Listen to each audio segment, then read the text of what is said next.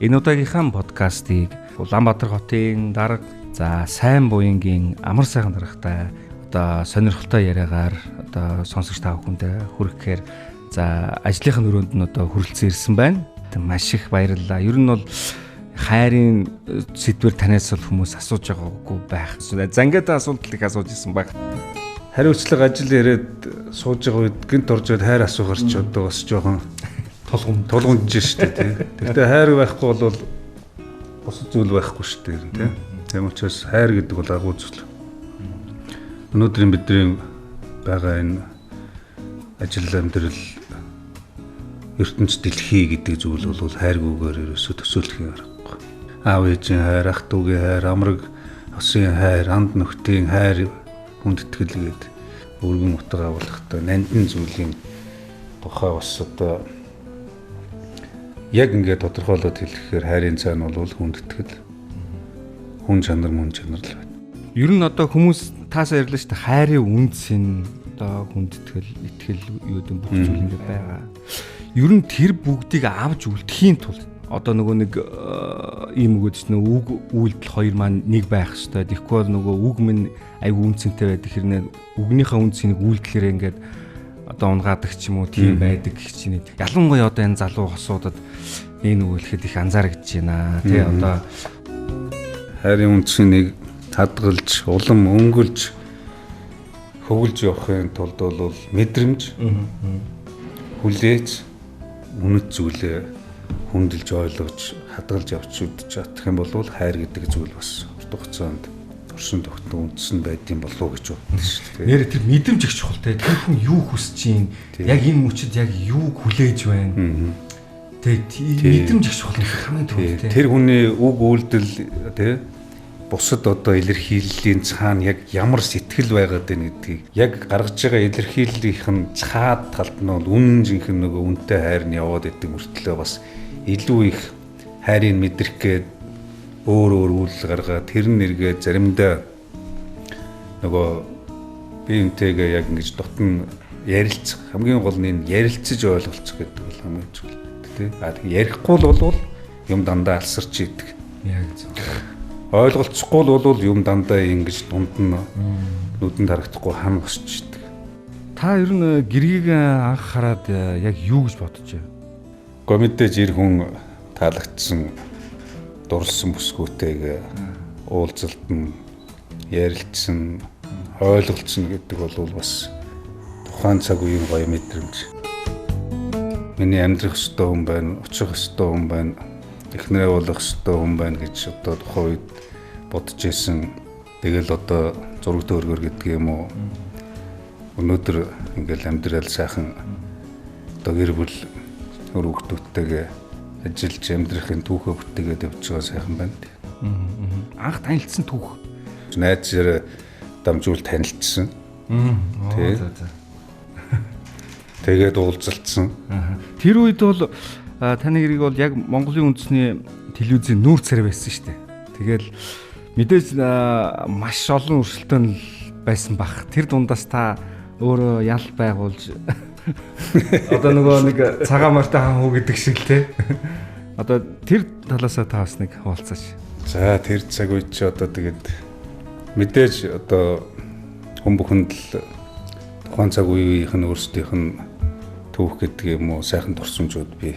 За миний хувьд гэх юм бол зүгээр одоо нэг өрсөлдөж уралдаад их гэхээс дөрвөлээд энэ хүн хэн бэ? Ямар мөн чанартай юм бэ гэж. Миний эхнэр ч гэсэн бас намайг тэгэж харсан байх л гэж бод. Гэрлэг саналаа ер нь хаана анх яаж ер нь тавьж ив? Гэрлэг саналаа юу? Би чинь оюутан байсан. Оюутан байхдаа амралтаараа ирж энд амарч явах хугацаанд бид хоёр танилцсан одоо 90-ад оны дундуур. Тэгээ эхнэр маань надтай цуг бас Америк руу явсан. Бид хоёулаа сургуульд сурсан, тэнд ажилласан, амьдэрсэн урт юм түүх бий. Лос Анжелест байсан би Санта Моника гэдэг ресторанд технэртэйгээ тэнд бас болцож эхнэр бас гоё ингээд товцполаад өмссөн бит хоёр орсон. Сэтгэл догтлцсон. Нөгөөх нь бас ингээд нэгээ хөтөлцсөн бит хоёр чинь тий. Тэгээд ороход бол одоо чи их хацтай залуу байна да гэж амар хэлж ирсэн. Гэрэлчээд явж байна гэж одоо их баяр хүртэл ярьж ирсэн хэлж ирсэн зүйлүүд бий л дээ. Үгээр илэрхийлэх чинь бас дутагдaltaй байна. Тий. Тэр үеийн гарч ирсэн тэр эмоц, тэр их үеийн сандрал, аз жаргал гэдэг бол тий. Та ер нь би чамд хайртай шүү гэдэг үгийг ер нь бол та хамгийн сүүлд хийгизээ хэлв. Тэр чинь бас өдөр болгон би нэгэ өмсөж гарна. Тэр энэ хайр гэдэг, хайртай гэдэг үгийг чинь бас хармалж болохгүй гэдэг үг гэдэг шүү дээ. Тэгвэл хайр гэдэг үг бол зүгээр нэг тийм дэл сул үгний жирэг болгоод идэг зүйл шүү дээ. Тийм зарим үед бас жоохон тийм үнцний алдсан шиг зарим хүмүүсийн хувьд бас байх шиг байна тий. Тэрийг бол одоо үгээр хайртай шүү, дуртай шүү гэдэг зүйл төвлөлөөрөө илүү харуулах ёстой, харуулдаг л гэж боддог нэ.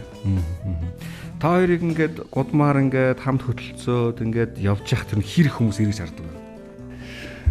Их сонин асуулт байна. Гэхдээ өстө ирж харддаг юм болоо гэж бодож байгаагүй биш шүү дээ. Одоо ийм үг байдаг шүү дээ. Ер нь бол хүний зүрхэнд үрчлээ суудаг вэ.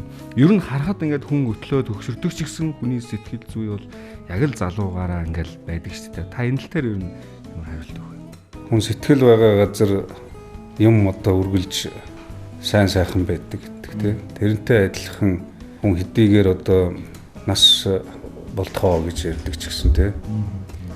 Мэдээж бол одоо хүний байгалийн жамаараа өтлөг хөгшрөх зүйлүүд байна. Хайр дурлал гэдэг бол одоо бас олон сайхан ийм зүйлүүдээр байнга хөглөгдөж цэцгэлж явдаг учраас сэтгэл байгаа газар одоо хөгшөөрөлт гэдэг юм уу үрчлээ байхгүй гэдэгтэй ялгаагүй л өгч бодож байна. Та ер нь хэр одоо романтик хүн бэ? Хүн хүний сэтгэл хөдлөл өөр те. Хүн хүний өөрийнх нь аливаа зүйлд хандах хандлага үнэлэмж дүгнэлт өөр учраас бол яг тийм байх ёстой, юм байх ёстой, энийг тэгэх ёстой гэх бол өрөөсгөл учраас залуу хүн байна. Сайхан орчин бүрдүүлэхийн тулд өөрөө санаачлахтаа өөрийнхөө байхыг нөгөө чадлаараа романтик байдаг. Сэтгэлээр жинхэнэ одоо үнэн байдаг. Тэрнээсээ гоё таашаал авч чаддаг. Нэмэлт тачиргүй яг л нэмэлт тачиргүй зүгээр тийм. Хамгийн романтик болцоо. Одоо ч гэсэн болцдог шүү дээ. Та ер нь утсан дээрээ эхнэрийнхээ нэрийг одоо бүтэн нэрээр нь хадгалсан байна уу? Эсвэл одоо миний инхрийн эсвэл миний одоо нандин ч юм уу те? Ер нь хүн болгон одоо өөрийнхөө хайртай хүнээ одоо өөрөөрийнхөө одоо хөөрдөж, хайрлаж одоо хадгалдаг шүү дээ. Хүмүүс ч одоо янз янз л одоо миний хайр, миний сэний илдэг шиг одоо гэрд миний тэгээд одоо миний нэмсгэл янз бүр байна лээ тий. Өөрөө тэр хүнээ юу гэж одоо төсөөлдөг юм уу яаж одоо үнэлж байгаа, яаж сэтгэлээ илэрхийлж байгаас хүний тэр хана одоо ижил хайртай охин гэдэг юм уу төсгүүгээ өхөөрдөх одоо нэр бол зөндөө байх тий. Тий өхөөрдсөн тэр. Би бол зүгээр их нэрийгээ яг ээж аавынх нь өөрийнх нь гэр бүлийн нөгөө өссөн цагаас нь өгсөн нөгөө их хэцгийн нэг нэр үүдэн шүү дээ. Бүтэн нэр тий. Нөгөө товч нэр нь тий. Эхоо гэд яг тэрийг л хадгалчихдаг. Тэр нь бол одоо яг байгаа анх одоо сонсч ирсэн. Тэгээд эцэгхийн дуудаж өхөөрдөж өсгсөн нэр өөрийнх нь багын одоо сонсож өссөн нэр дотн юм гэдэг бол яг л тэрийгээрээ байх хэрэгтэй учраас би тэрийгээрээ илүү үнцэнтэй. Одоо нөгөө дурал хосууд юм хоорондын бие бинийгээ хайрлах хайр. За тэр хайрлсан хайраас гарсан тэр үр хүүхдүүдийг хайрлах хайр. Тэгэхээр одоо ингээл та өглөө гараад орой одоо мэдээж маш их ажилтаа учраас хэдэн цаг тарих нь бол тодорхойгүй. Ямар ч өглөө эрт бол гарна, орой ажил хизээ дуусна, асуудлыг хизээ шийдэн тэр үед харна. Тэр үед одоо сэтгэл зүйн стресс, одоо тэр их стрессийг гэрийнхэн хаалгыг татаад ороход ухтаадгүй үр хүүхэд хань ижил тэр бүгдийг хараад тэр их хайрын думбаал тэр зовлон стрессийг бол маш их мартдаг байна. Ерөөсөө тийм. Одоо бид нар чинь ингээд ажил гэдэг юм. Ялангуяа хотын ажил гэдэг бол их онцлог. Тэр дундаа хотын дарга ингээд үе хотын дарганаар ингээд ажилтдаг өдөр шөнөгүй явж яадаг. Гэр бүл байх уур амьсгалын хайр халамж гэдэг бол жинхэнэ хүн өөрөө байна. Зөндөөтэй байна. Тэр дотор байгаа хүмүүсийн үнэн хайр тийм. Тийм учраас энэ хамгийн чухал зүйл. Одоо Улаанбаатар хотод нэр амьдарч байгаа хүн амын дийлэн хувь нь бол залуучууд байх. Энэ залуучуудыг та ингээ залуучуудынхаа өнгө төрхийг харж байгаад одоо өнөөд ялангуяа одоо энэ залуу хосуудын өнгө төрхийг ер нь та яаж харж байна? За манай Улаанбаатар хотын хүн амын 65% 34 наснаас доош залуучууд. Тэгээ залуу хот. Манай улс ч өөрөө залуу улс.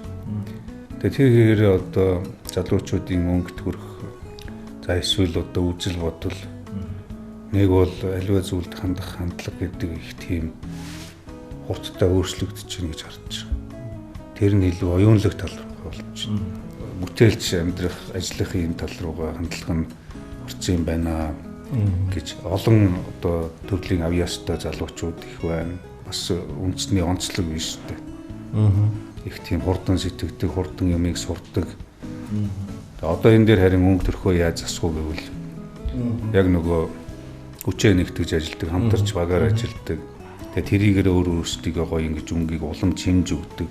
Зөвхөн Улаанбаатартай биш, улс даяараа, улстай биш энэ бүс нутагтаа бүр олон улсад ингээд Монгол залуучуудын энэ хөгжил, оюуны чадвах, өөрсдийнх нь сэтгэлгээ ямар гэдгийг харуулах бас цаг ойртож байна л гэж бодож байна.